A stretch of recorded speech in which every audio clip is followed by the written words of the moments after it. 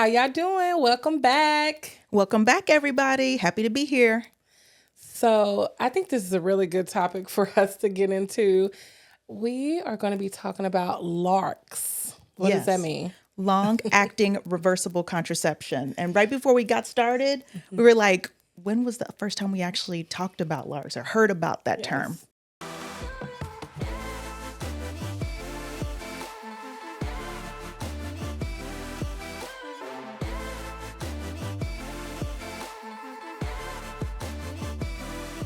My story was I really wanted to do something that was like a long-term birth control because taking something every day was not something I wanted to do.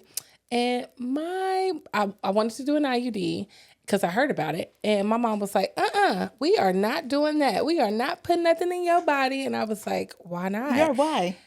It was the Dawkins show days. Oh, Yes. And yes. she had this a misconception about what LARCs was because when she was a young girl, the things that she heard, even though she never had one.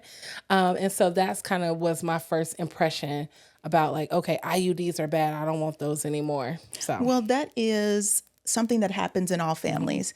And the Dowcon Shield had a bad reputation. It did. It did a It lot of did. damage. And so our moms, our grandmothers, they did have a negative Mm-hmm. perception of the IUD. Yes. I agree. I think so that was my first experience was like my mom being like, nope, this is not something you want. She was like, do you want your uterus? And I was like, yes, I want my uterus. And now I'm like, oh my goodness, that's not the case. The what we have now, what we have available is so much better. And so it's the re-educating young people who may have an experience like me where their family member or friend had a bad experience or they heard of something with a family member and now they're like, I'm going to stay away from these devices when it could work really, really well for them. Absolutely. And when you look at the different iterations and the different types of IUDs over the years, there have been tons of different methods out there. In the US, we have specific methods that are approved in the US for the IUD. It's that T-shaped device, which we can pull out right now. Yes. This little T-shaped device right here. This is the IUD. This is actually a copper IUD. And then we have a progesterone IUD. And then we have an implant that we're going to talk about. And I'll tell you, the first time I really had experience with a LARC device, I would say when I was an adolescent, and people were getting the method called the Norplant, Oh yeah. which is a multiple rod contraceptive that went into the arm. And there were so many problems. So I knew as time went on, I definitely didn't want that method. Right. And that wasn't really one that was offered for me. So the first one that I received was the Implanon. Yes. And which was before the Nexplanon. So the Implanon is no longer available, as well as the Norplant. Absolutely. Yeah. Thank goodness. The Norplant was multiple rods. It caused so much trouble for patients. And so it got taken off the market. So that is not even an option at this point. And the ones that we're going to talk about now are ones that have been well studied, and we are well aware of the side effects. We are aware of the population of women who are good candidates for these devices. So it has definitely changed. And hopefully we're able to give you some information in this episode so you can make an educated decision. So. Yes. I think what we should start with is just talking about the timing, how long you actually have the implant or the IUD when you have it placed. That's important because a lot of the times I try to group it for people like you're in high school and by the time this expires, you'll be graduating college. Yes. And or you just had a baby, you place this device, and in 3 to 5 years, when you're ready to have another baby, it's just perfect timing. So I try to group it in people's lives, how it would fit for the next big event for them.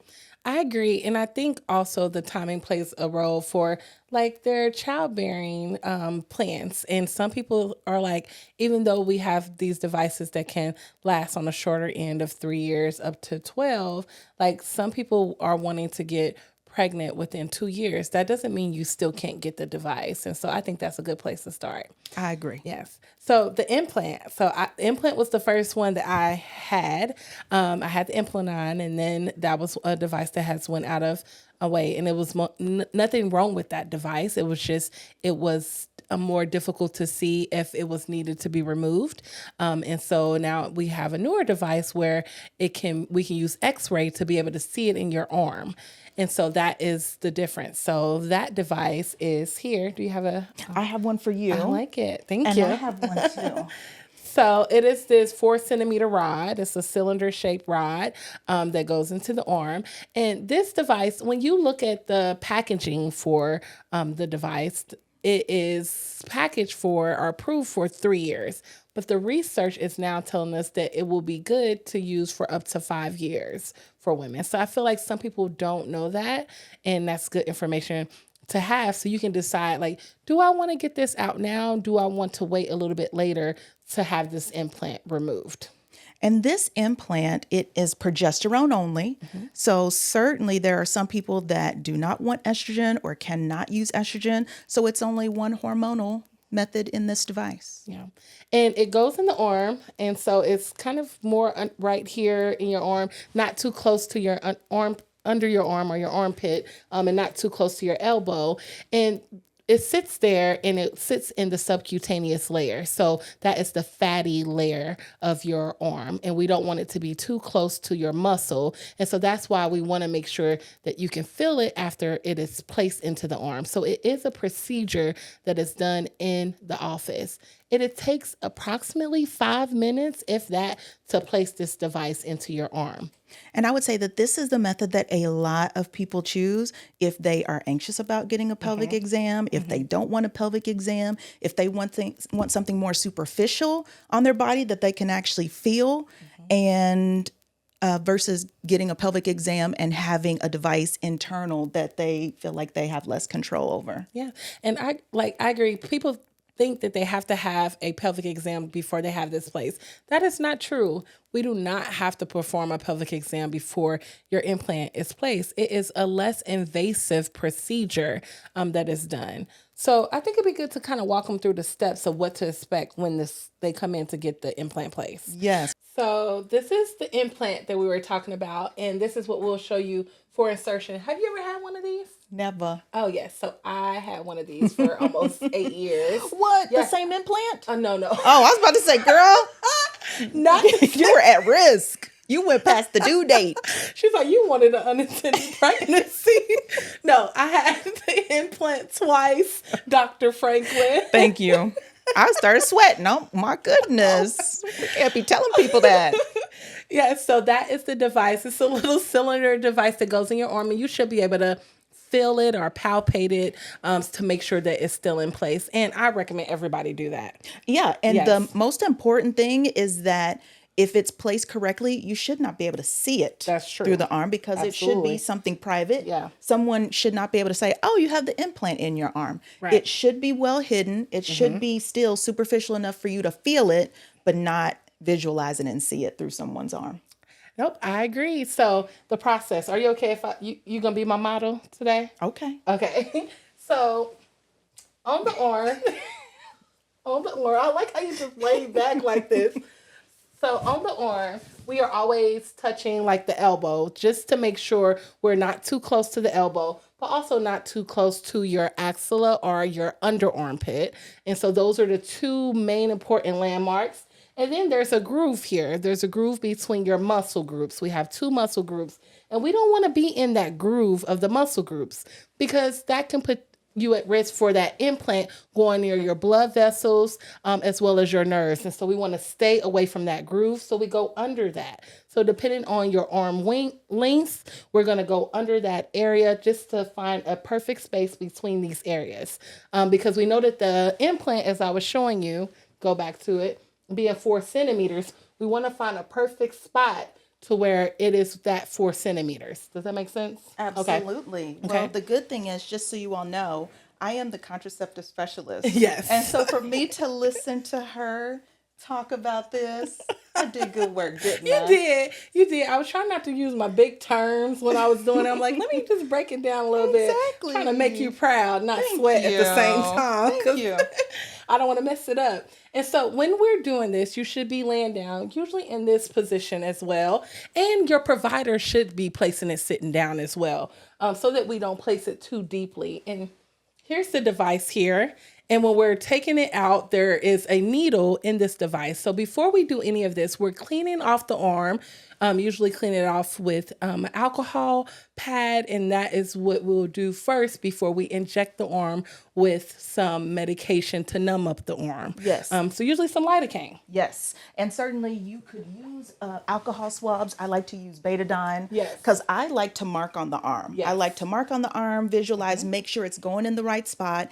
And if you use an alcohol swab, you remove your mark. So I like to use betadine from start to finish. Yes, that is true. And then we numb the arm up with some lidocaine medication or some numbing medication into the injection site, and we mark in the site where this implant will go. And then when we are inserting it, and I'm not going to take it off because you can't really see the needle, we're going at a place where we want to, if we're thinking you laying flat, we're going at an angle that is a little bit up, or what we call a little perpendicular, and then we flatten our hand to get the implant in. So the only injection you should feel is a burning and a sting from the lidocaine medicine. After we numb your arm with whatever numbing medication we use, I say lidocaine because that's the one I most commonly use, you shouldn't really feel anything. You may feel a little pressure, and so your doctor should give a little testing to see if you feel anything sharp. And if you feel something sharp, they should stop and either give you more medication or give you more time to let the medication work. Yes. So the lidocaine, that is probably the worst part. Yes. It is a bee sting, like Dr. Coates said. Yes. And it is very important that, you stay calm, you stay still. It is a very short procedure, and it's something that so many people tolerate at all ages. Even someone very, very young who doesn't have a lot of experience with the medical field and with an OBGYN doctor, they can even tolerate it very well. Yep. I agree. I think also this is the one where I get a lot from people because I tell them don't look at me sometimes because I feel like when they look, they can get a little stressed out. Yes. And by the time we're done, here you go. By the time we're done, they're like, that's it. And I'm like, yes, that's it. And they were like, you're done? And I'm like, yes, we're done, because they expected a little bit more. They expected it to be more painful. Yeah, because I train so many people how to use these devices. Truly, insertion, we say it is 60 seconds plus or minus 60 seconds. That is a very short process. It so is. Positioning of the provider is very important. We talk about who are the kind of providers that can insert this device. I train people who are nurse practitioners, pediatric doctors, family medicine doctors, OBGYN doctors, and even nurses. I was looking, like some nurses at local health departments, they get trained on Nexplanon insertions because you can have your Nexplanon inserted at places like your local health department. If you can't find another provider in your area who is trained in certain, that's another place where you should go and look. Yes, and that's probably going to be based on your state too. That's true. What other providers are going to be able to do a medical procedure. Yep, that is true. All right. Anything else we missed about the Nexplanon? Well, I think that it's important to talk about removal.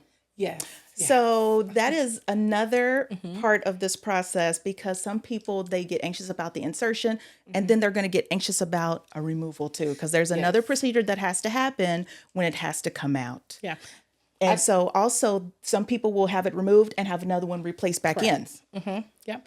I think that's a big one, because even I have had to remove sometimes these devices. Sometimes women can't tolerate them removed in the office, and some people have to have them removed under anesthesia, and that's okay too. But majority of women are able to have the device removed in the office.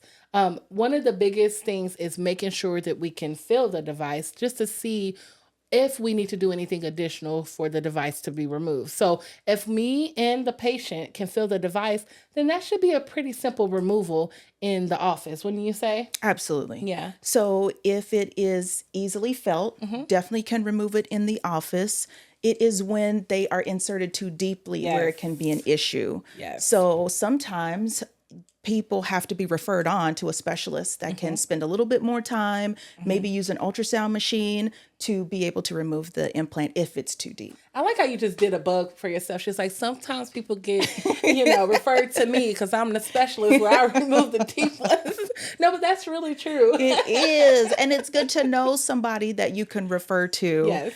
that's down the street or that's accessible to your patient if you need some assistance. Yeah. And how often are you seeing that now, especially people who have taken courses and classes that like you have taught? How often are you seeing the deep insertions? Because I know initially we saw it more often because we changed how we put in the devices. So are you still seeing that pretty? I am still seeing it. I would say it's probably not as much of an issue. The implant the method you were talking about, it had a different inserter device. I gotcha. It looked like a syringe. Oh. So if you have a syringe, you can go as deep as you want, as superficial as you want. The beauty about this thing, it prevents you from going too deep. So you're supposed to insert at a 30-degree angle, go parallel with the skin, and it allows you to just track along like that as opposed to going too deep. So this prevents you, this part prevents you from going too deep. I still see the deep ones. I still get those referrals, but I think it's not as common as the first generation that you had. I agree. So with an in-office removal, what to expect? It's pretty simple as far as things that we will have in the room. And so one of the things is we have similar a soap or an alcohol swab to clean off the area. I often mark the end of the Nexplanon site just because sometimes when I numb your arm up again with lidocaine or numbing medicine, sometimes you can't see or feel again because we're putting medicine in that area. So if I put a marker on that site of where your Nexplanon was, it goes back to allow me to be able to easily remove it. We make a very small incision, kind of a little bit of a small, maybe like 1 millimeter. 1 to 2 millimeters. Into your arm. And so this incision is so tiny, I can't even put it up for you. I really don't have to put a suture in it, or I don't have to close it with anything because that's how small it is. And then we use instruments to help grasp the Nexplanon out so that it can be removed. Yes. And it's a pretty straightforward process. It does take a longer time to remove than it does to insert, but it's a very straightforward procedure. It is.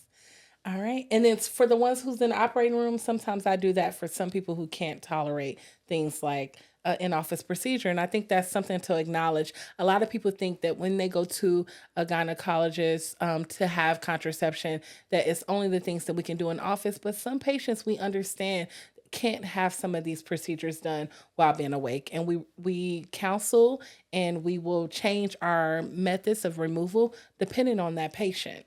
Yes. Yeah. And I think that, I found some alternative ways to provide LARCs in the office, like providing some medications to help calm and relax people that will help them get through an office visit procedure. Yep, I agree. All right. So we had a chance to go over the implant insertion. Now we're going to talk about the IUD, which is short for intrauterine device. There you go. So the IUD, this is the device here. And we had this one that was already out of the inserter. So this is a copper IUD, and you can see the little brown coil. This is copper that's on it, and copper little sleeves at the top, and it's a T-shaped device. This is the non-hormonal copper IUD. This right here is the progesterone IUD. So it's a T-shaped device as well. You can see that. And this also is a birth control method that is inserted into the uterus, intrauterine device. So when we talk with patients about inserting them, this is something that we have to spend a lot of time talking with them about how the procedure is going to move forward. There are some patients that do not tolerate pelvic exams well, and we have to decide, are you a good candidate to have this inserted in the office? Yes. Because we do have some options to insert it in the operating room. We also have options to use medications to help calm and relax you when you show up for your office visit to help you through the process. And there's lots of other techniques that have come about that OBGYNs are starting to employ so that patients do not have to suffer just because they want this device. Yes, I think that's been a big topic too, like on social media or even when young women come to my office, they're like, I don't want to do that because it's going to be painful. And I'm like, we have other things that we can do to make you comfortable. Yes. And sometimes, like you said, we can do that in the OR. Sometimes we do it with kind of medicine, like a laughing gas medicine, to kind of help you relax a little bit, so it's a little bit more comfortable. And so I told y'all how I had the next one on for 8 years, but then I switched to the lovely progesterone IUD because I didn't want no cycles, sis. That's right. That's the beautiful thing benefits about this device. Because it has progesterone hormone on it, it reduces the amount of bleeding you have because it thins the lining that builds up inside the uterine cavity. And that is what is normally shed every month. Yes. So if it thins it out, you don't really have any blood to expel every month. Yeah. And for the women who don't want any hormones at all, which we'll kind of talk about how this is still a safe option because it's local hormone in your uterus. But for the women who don't want any at all, this copper device is another option, and it won't take away your cycles. Your cycles will be the same that they always have been. So if you have painful, heavy periods, this is not the option for you. Okay, so the other techniques to help with pain control with IUD insertion, I think is really important to talk about. You mentioned the laughing gas, which is nice because it gets people a giddy and get them nice and relaxed and talking and chit-chatting about random things. The other things that we can do are oral medication like a Valium that will help also to help relax you. You take that about 20 minutes before the procedure when you arrive to the office. Do not take it before you get in the car and start driving. It should be taken when you arrive. Yeah. And having someone come with you, I usually have them come with them when they take a Valium. And for some of my teens, sometimes I do hydroxyzine. Yeah, that's right. Well. That's another thing. It's like a sister drug to Benadryl. Benadryl. Yes. So the other things that we can offer patients are going to be the paracervical block, which is an injection with lidocaine, which is the numbing medicine, at the cervix that will help with pain at the time of insertion of the IUD. Yes. And even at the time of insertion of the IUD, if we can offer the injection, but sometimes we can also just do numbing spray, a lidocaine numbing spray around the cervix area where we're going to have to touch. And that also helps reduce some of the pain sensations that a woman may feel. So there are options. I don't like this idea going around that we are just putting in IUDs and not offering pain control. We don't just offer ibuprofen and Tylenol, even though some women do great with just ibuprofen and Tylenol. Yes. We offer other things too. And I take a good number of my young women to the operating room. They go to sleep, we put in the IUD, and they wake up and they have their IUD. That is something we do as well. The other thing that I love to use is Verbicaine. You have heard of that? You have told me about Verbicaine. Yes. So Verbicaine, so we talk about lidocaine, which is the numbing medicine. Verbicaine is verbal talking, conversations with people to help reduce their pain. So I like a nice calm room. I like to talk in a nice calm voice. I like to explain what's going on. There's like a lot of peace in our space. And then having a significant other or a mom or a friend on the side talking as well, participating in the conversation, holding their hand, that can actually work better than anything. And that Verbicaine is important because that to me allows you to establish rapport with your patient, get to know your patient. So could I place an IUD or a Nexplanon or an implant when a patient comes into the room, their first office visit? Yes. But sometimes that's a lot meeting a person for the first time. So a lot of times, especially for my younger patients, it may be on their second visit after they get comfortable with me and getting to know me and their expectations of what they are needing, how I'm going to manage their pain. That second visit may be the best time for that patient to have that device placed. I think that is such an important point to make because if you've never had a pelvic exam, I don't know how you're going to tolerate an IUD insertion. Right. So sometimes that first visit is for me to assess the situation and see what is this patient going to need to be able to get through this process? Yes. Or is it a good option at all? I agree. For them, because they may not realize what an IUD insertion entails. And I can kind of assess the situation and counsel them appropriately, still offer it to them, but definitely start talking about some other methods that they might be mentally, emotionally, physically more capable of having inserted. And I'm often, educating the person who's getting that device in the room, the IUD in the room, and often the parents or their significant other, or as well as their family member or friend, because they have had some things that they've heard about. And I'm like, no, that's not how we do things. We have these options available so everybody gets that education at the time. Absolutely. Yeah. So then now I want to talk about the steps of the insertion. So the steps of the insertion, what I typically do is my bimanual exam first. So I'm feeling the uterus. I feel, is it really large? Is it really small? Does it face forward? Does it face back? Is the cervix really small? And am I going to have a difficult time opening the cervix to get this device in? The next thing is that I try not to show the device to people because when they do see this, they say, oh my gosh, is this whole thing going in me? And it is not. The actual device is right here. And this tube is the span that's going to go through the vagina, into the cervix, and up into the uterus. So this whole span here, this little device here at the tip has to get up to the uterus right there.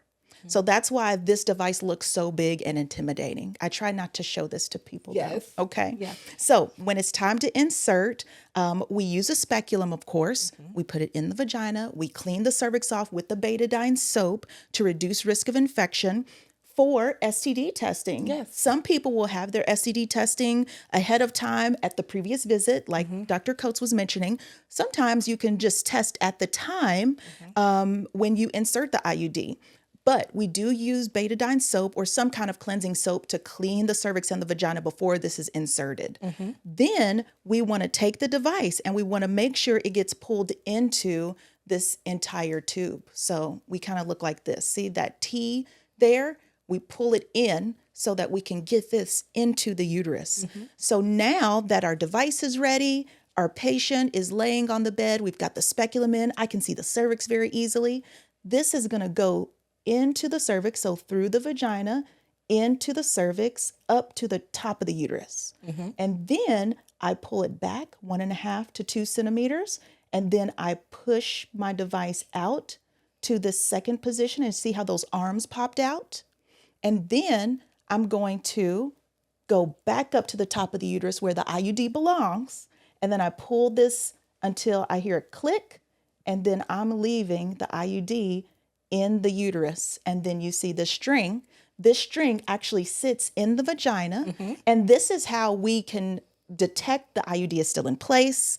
Women can actually insert their fingers into the vagina and feel the string and make sure it's in place. And when it's time to remove, what do?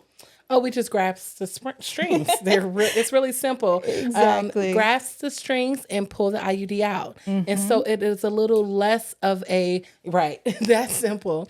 It's less of a process than when inserting it. We usually don't give any numbing medicine to take the IUD out because it's just grasping the strings. I just tell my patients to come with ibuprofen and Tylenol medications that they've taken, or we give it to them during their appointments, some ibuprofen, because it could cause some cramping. But a lot of people, I rarely have someone say this was worse than putting it in. A lot of people say, that's it, you're done. Exactly. Yeah. It takes a second. You literally put a speculum in, you see the string, you grab it with an instrument, and you tell them to take a deep breath, and you pull it out. It's very simple. And with this device, you actually can have return to fertility by your next cycle. Yes. So when you have your next menstruation and the lining thickens, you shed it, and then the process starts over again, you actually can get pregnant that very next month. Yes. And that's one thing that I love about both of the devices we talked about, the implant and the IUD, no matter what type of IUD you choose. When you remove the device, there is no prolonged time for when fertility returns. months. I tell people in the next 7 days, you can get pregnant. Yes. It's that simple. So making sure you have a backup method or start taking your prenatal vitamins immediately because you can become pregnant. And I think that's the amazing part about it. It's not a return to fertility for patients. Yes. I think that it's so important when people come in for their implant or IUD removal. My next question is, do you want to be pregnant? Or do you not want to be pregnant? Yeah. And if it is, I want to be pregnant, we change into a preconception counseling appointment. Yes. Okay, what are your pregnancy problems in the past? What kind of things do we need to be aware of in your family history or your partner's family history? Can I send in prenatal vitamin prescription for you? If your goal is to not get pregnant and you want to prevent pregnancy, my next question is, what prescription for birth control am I prescribing for you today? Yes. Or when are we going to put in another device? Because like Dr. Coates said, you can release an egg 7 days after the implant's removed. For the IUD, it may take about 30 days, but that's a quick return of fertility that you need to be aware of. You need to prepare and plan that visit because it will come up on you really quickly. Yes, I agree. I think another thing that we kind of glazed over was with the pain control. One of the things that could put women a little bit more discomfort with the IUD placement is their cervix and how closed it is or how open it is. So there's some people who say, well, my last provider said I can't get an IUD placed unless I was on my cycle. And so there is some providers who choose to take that route. That is not something that has to be done. Because even though you have never been pregnant or had a baby from your vagina, that doesn't mean that you have to be at a certain point in your cycle. That's just for us as the providers who are inserting this device to be able to plan ahead to reduce your discomfort. We may suggest a couple things. One of those things could be coming in around your menstrual cycle, because when you're having a menstrual cycle, your cervix is opening to allow the blood to pass through. That's one way we could help reduce how much we have to open your cervix. But another way is giving you medication that can be inserted into the vagina at night. Some people do it the morning of your procedure so that softens the cervix and that opens the cervix so that there's less things that we have to do to help open your cervix. Absolutely. Yeah. So one of the things that I am adamant about is that I want to meet my patients where they are and to try to plan and coordinate a visit during their period. Oh my goodness. That's complex because some people don't really know exactly when they're going to menstruate. And for them to call Monday and say, I started my period today, I may not have an opening on Tuesday or Wednesday. So I will put an IUD in at any time in your cycle. And I will use medication like the misoprostol, which will soften the cervix beforehand, because I need to meet you where you are. And trying to coordinate a date around your cycle only puts you at more risk of pregnancy. It makes it too complex for us to coordinate a date. So that's just how I practice. And I don't want you to come back pregnant if you don't want to be. And so I've seen that happen to some women as well. I want to get you the device when you want it. There's not a timeline that has to be maintained. I know you mentioned the infections already. We don't want to put a device in if you have an active pelvic infection. That can be a pelvic inflammatory infections like pelvic inflammatory disease, also known as PID. We're not going to put a device in if you have something active like that, or simple things like a sexually transmitted infection like gonorrhea and chlamydia. We're going to test for those things prior, but we don't have to know those test results before you get your device, but we're not going to place it if you have an active infection. So a lot of people think that I have to have these things in place in order to get it. And we're going to test for it and we're going to make sure you're at reduced risk, but you don't have to have these negatives before it to come back because that can delay your care and we want to prevent that. Absolutely. Yeah. I think that IUDs are great methods. Dr. Coates mentioned that some providers will not insert an IUD in someone who's never had a baby before. And that is old school. It is. That's pretty old school. Yeah. That is something that a lot of providers said in the past, but I have placed IUDs in a 13 or 14-year-old. And she actually did better than my 35-year-old who'd had a baby before. Did I tell you about Kamaria? No. Okay, so my child was like, when are you putting my IUD in? Because I need this now. So it can be done at any age. Yes. I think that is an important topic to talk about. Some of the myths and misconceptions about who are candidates for IUDs and the implant and who are not. Yes. Because I feel like that's one of the big things that we hear is those who have not had a child are not a candidate for an IUD. And that is not true. You do not have to be of a certain age. You do not have to have had a child vaginally to be a candidate of an IUD. If that is the device that is for you based off of the your medical history or what your goals are, then that is the device for you. So I think that's the biggest one. The beautiful thing about the LARC devices, they are either non-hormonal or progesterone hormone only. There are many contraindications, meaning reasons why someone cannot take estrogen, like high blood pressure, if you've had a stroke before, if you have migraines with a neurological symptom with it, like blurry vision or aura, tingling in your face. Those are people that cannot do estrogen. So if you can't do estrogen birth control, pregnancy probably can be very dangerous for you. Yes. So guess what? You get to have access to the most effective methods on the market, which are the LARC devices. Yep.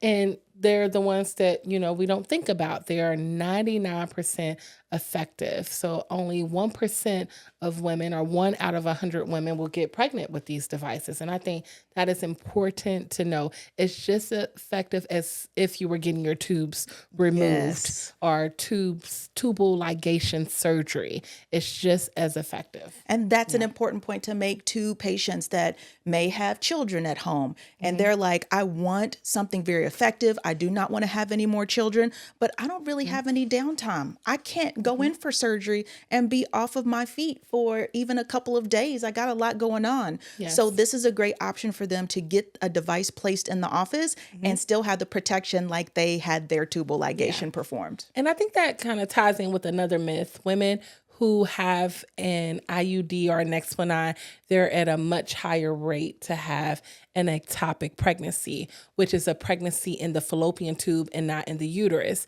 But what I remind my patients is there is still a very low percent chance of getting pregnant, 1 out of 100 women to get pregnant with these devices. And so the likelihood of that being an ectopic is still a very low chance.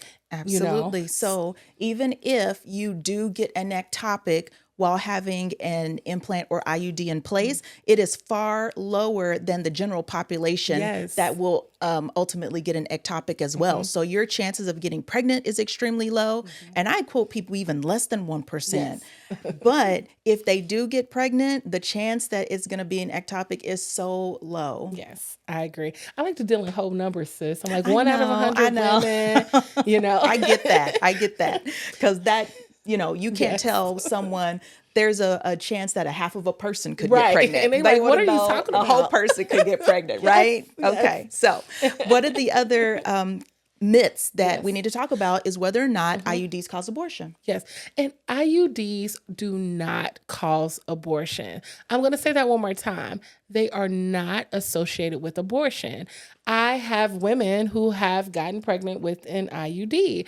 And so those women, we talk about how we're going to manage that pregnancy. And I just want to make sure that people who read that, they understand that that is not an association. Now, IUDs can be used as emergency contraception.